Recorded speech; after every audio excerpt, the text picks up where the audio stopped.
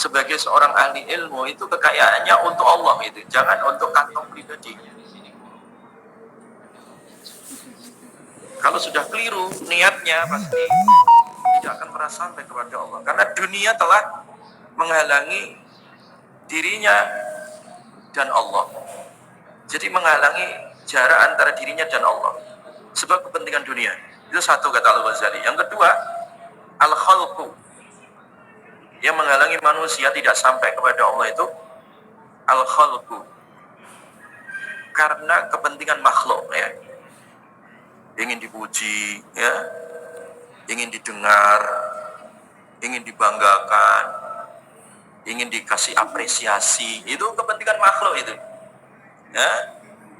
Kalau orang melakukan ibadah kok masih ada unek-unek, riya, sum'ah, ujub, itu kepentingan makhluk, nggak akan sampai kepada Allah, harus dibersihkan, ya. Kalau kita dihadapkan dengan kepentingan makhluk, maka kata Al-Ghazali harus at-tafarrudu anil khalqi. Kita harus menyendiri, ya, belajar menyendiri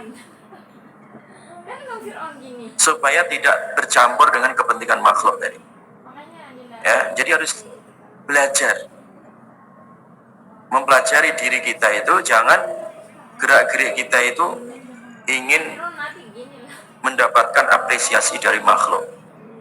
La uridu minkum jazaa'a.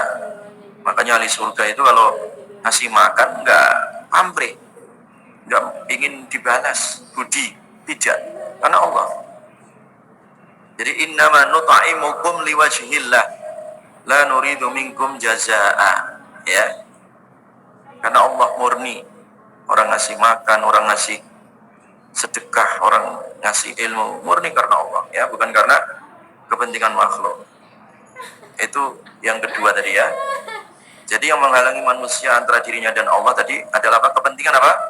Makhluk. Yang ketiga kata Al-Ghazali, yang menyebabkan manusia terhalang antara dirinya dan Allah itu karena asyaiton, ya, pengaruh setan, belitan setan. Ini faktor setan. Nah, setan itu 24 jam nggak tidur, ya.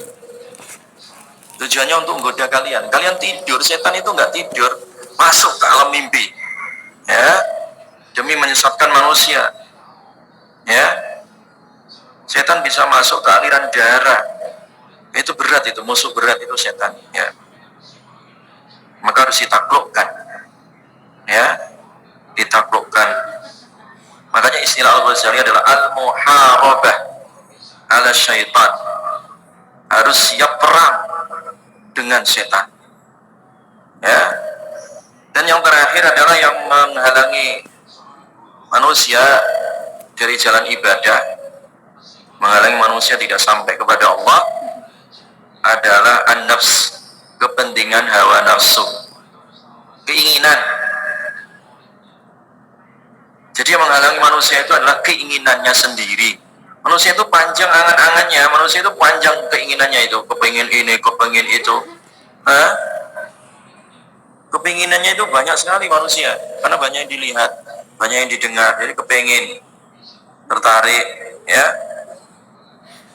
kepingin update, kepingin upgrade tren yang ada, itu